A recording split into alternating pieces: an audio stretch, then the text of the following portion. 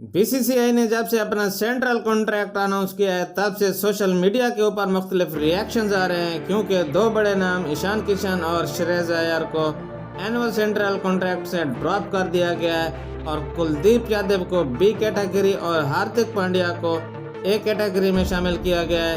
Complete detail आपके साथ share करने वाले हैं कि आखिरकार कौन सी ऐसी वजूहत थी जिनकी बिना पर इन प्लेयर्स को इतनी बड़ी सजाएं दी गई हैं।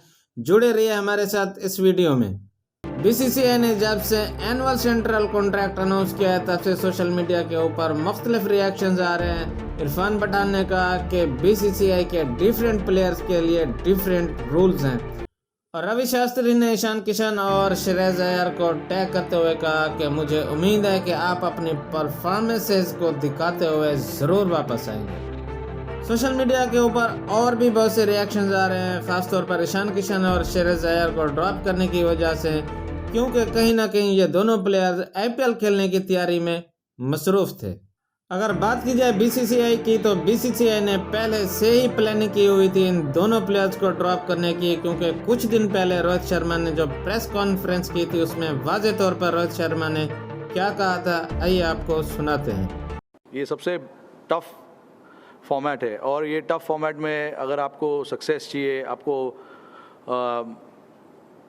एक्सेल करना है, तो आपको वो भूख और वो हंगर रहना बहुत ज़रूरी है। और जिन लड़कों को भूख है हम उन्हीं लड़कों को मौका देंगे, जिनको भूख नहीं है वो पता चल जाता है कि किन को भूख नहीं है और किन लोगों को यहाँ पे रहना नहीं है, वो पता चलता है। तो जो लोग को भूख है, जिन लोगों को खेलना है, जिन लोगों को यहाँ पे रह के परफॉर्म करना है, टफ़ कंडीशंस में खेलना है, उन लड़कों को प्रेफरेंस दिया जाएगा।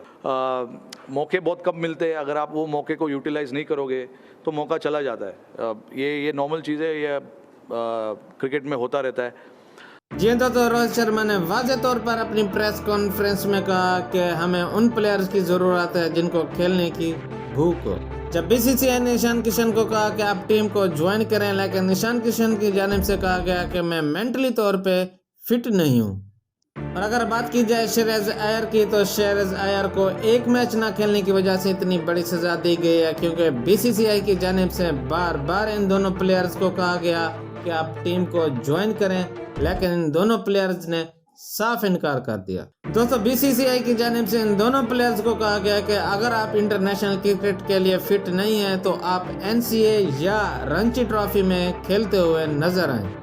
लेकिन इन दोनों प्लेयर्स ने मन बनाया हुआ था कि बीसीसीआई चाहे जो मर्जी कहता रहे, हमने इनकी एक नहीं सुनी, क्योंकि इन दोनों की फर्स्ट प्रायोरिटी आईपीएल थी, जिसका नतीजा ये निकला कि बीसीसीआई ने कहा कि भाई अगर आप शेर हैं तो फिर हम सवा शेर हैं। इन दोनों को एनुअल सेंट्रल कॉन्ट्रैक्ट से ही ड्रॉप कर दिया गया। तो बीसीसीआई ने इन दोनों प्लेयर्स को, ईशान किशन और श्रेयस अय्यर को, सेंट्रल कॉन्ट्रैक्ट से टर्मिनेट किया है और आने वाले दिनों में क्या बीसीसीआई इन दोनों प्लेयर्स को वापस सेंट्रल कॉन्ट्रैक्ट में शामिल करेगी या नहीं, ये भी एक सवाल रहेगा और डिपेंड्स रहेगा बीसीसीआई के ऊपर कि वो इन दोनों प्लेयर्स को वापस लेने के बारे में क्या फैसला करेगी।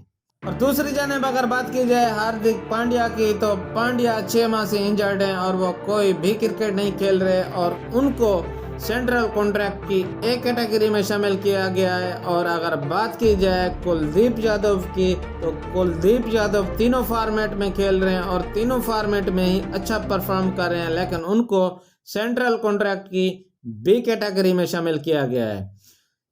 बीसीसीआई का डिफरेंट प्लेयर्स के लिए डिफरेंट रूल्स क्यों है, कमेंट बॉक्स में अपनी राय से ज़रूर आगाह कीजिएगा, क्योंकि दोस्तों दुनिया का कोई भी क्रिकेट बोर्ड हो, जब आप उसमें पॉलिटिकल इंटरफेरेंस या नॉन क्रिकेटर लोगों को लाते रहेंगे तो फिर इस तरह के फैसले आपको देखने को मिलते रहेंगे।